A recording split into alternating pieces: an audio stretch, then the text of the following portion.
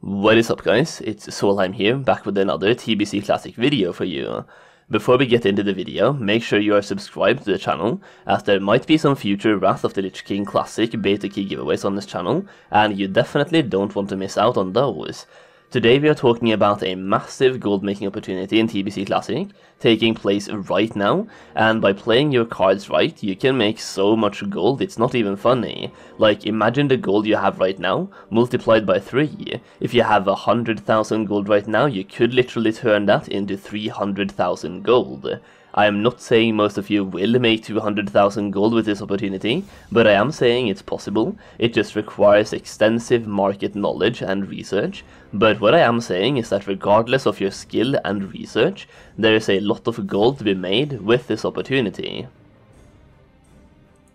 So, a couple of days ago, there was a blue post posted by Blizzard regarding the closing of low population servers in TBC Classic, as they are merging players from very low servers to more healthy servers to maintain healthy amount of players on each server.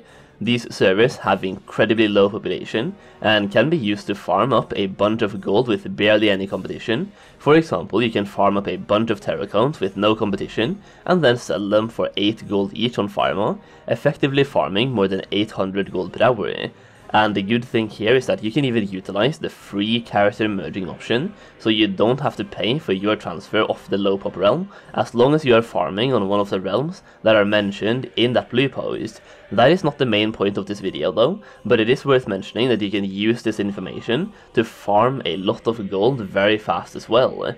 Before we get into the main point of the video, I do want to thank the sponsor of today's video, myself. I've made and published a gold making guide for Wrath of the Lich King Classic, where I talk about and show you a huge amount of different gold farms that you will have access to from day 1 of Wrath Classic, as well as professional specific gold making, investments, passive gold making, active gold making, and a bunch of gold making secrets. It is basically a guide that contains everything I know about gold making in Wrath of the Lich King, and once you have purchased the guide, you will also receive all of the future updates for free, always keeping you up to date with the best and most relevant gold making information. Right now, the guide is in pre-beta state. There's a lot of planned updates that I need to test on the classic client in the Wrath beta, but the guide itself is already over 85 pages long. Also, make sure you use the code Solheim to get it for 50% off, and the link is down below in the video description. Now let's get into the juicy bit of this video. Further down on that same blue post, we also have the following line. In the coming weeks, we plan to remove the restrictions on transfers from normal to PvP realms in Burning Crusade Classic. At that time, we will open additional free character transfers from underpopulated normal realms wherever appropriate, and we will remove the rule on PvP realms that prevents players from having characters in both factions on the same PvP realm in Burning Crusade Classic. We will confirm all of the details as soon as we are ready to take those steps. So right now you can only transfer from PvP realms to normal realms, but you cannot transfer back. But in the coming weeks they plan to remove this restriction, so you can now freely transfer across all realms. This means that you can transfer from PvP realms to normal realms just like before, but you can also transfer from normal realms to PvP realms, which has never been a possibility yet in Classic WoW.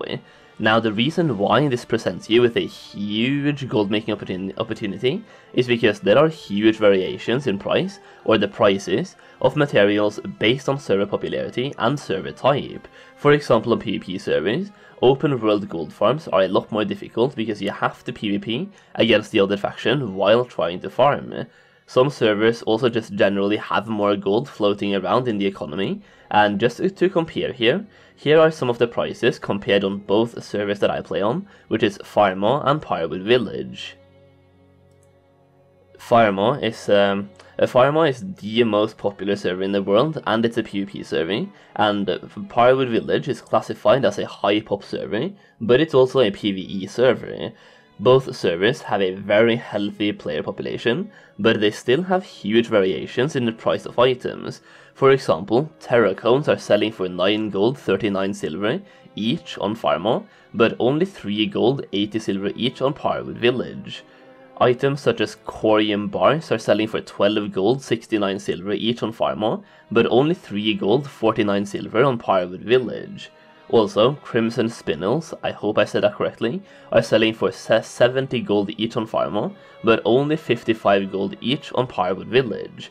Over to an item that is actually selling for more, or it's more expensive, on Pyrewood Village, sun motes. These sell for 484 gold each on Pharma, but a whopping 754 gold on Pyrewood Village. Crafted items like, for example, Gloves of Immortal Hot Dusk is also more expensive on Pyrewood Village than Pharma, selling at over 6k gold on Pyrewood, while almost 2k less on Pharma. Ghost mushrooms are also selling for a lot more on Pharma, selling at a price of 2.5 gold each, while on Pyrewood they are selling for 1 gold 40 silver each.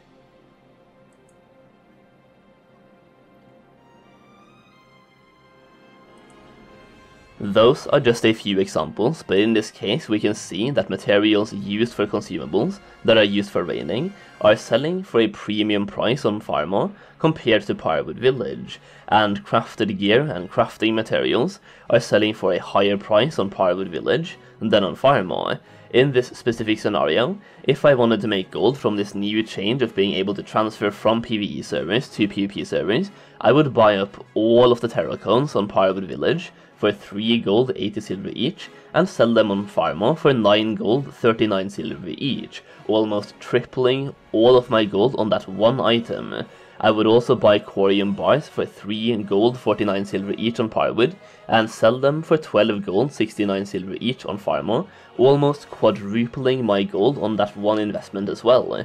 So you can see there is a lot of gold to be made here. One thing I will say is that this change will normalize prices a lot more evenly across server types, but it's not like it's all going to the bottom.